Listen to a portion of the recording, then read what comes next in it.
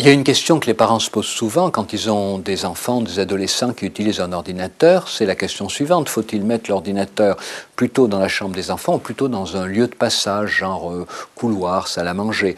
Alors évidemment, il vaut mieux le mettre dans un lieu de passage, mais pourquoi? Si c'est pour dire à l'enfant tu joues trop, arrête tes bêtises, je vois pas quel intérêt tu trouves à faire ces activités sans intérêt, il est bien évident que on peut mettre l'ordinateur dans la chambre, ça ne changera pas grand-chose. Je crois que ce qui est important, c'est que l'ordinateur soit dans un espace commun, parce que cela permet aux parents de pouvoir interagir avec l'enfant de telle façon que l'enfant va découvrir bien sûr qu'il y a un plaisir à jouer, ça il le sait, mais il va découvrir aussi qu'il y a un plaisir à parler de ses jeux.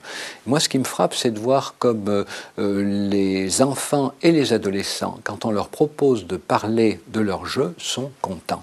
On s'aperçoit que souvent, ils sont contents et étonnés parce que dans leur entourage, notamment familial, personne ne semble s'y intéresser. C'est de moins en moins vrai parce que de plus en plus de parents sont eux-mêmes des joueurs ou d'anciens joueurs.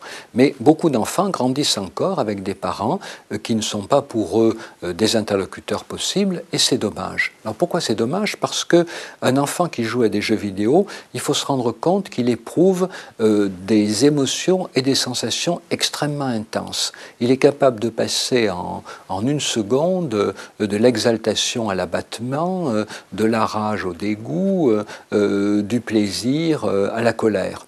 Et ces émotions extrêmement intenses que vit l'enfant ou l'adolescent, eh bien, il va être comme tout le monde, il va avoir besoin de pouvoir les communiquer, les extérioriser, de pouvoir, comme on dit, s'en donner des représentations, c'est-à-dire de pouvoir échanger autour d'elle.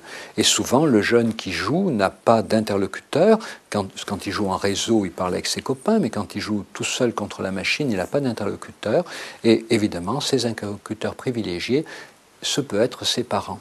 Et je crois que là, il y a quelque chose d'important que les parents doivent comprendre, c'est que les jeux vidéo, même violents, ne rendent pas leur enfant agressif. C'est vrai que souvent, un enfant qui joue aux jeux vidéo va être plutôt tendu, stressé, nerveux, mais il ne faut pas confondre cela avec de l'agressivité. Si un enfant est agressif, on le punit. Si un enfant est stressé, on le calme. Ce n'est pas le même mode d'emploi.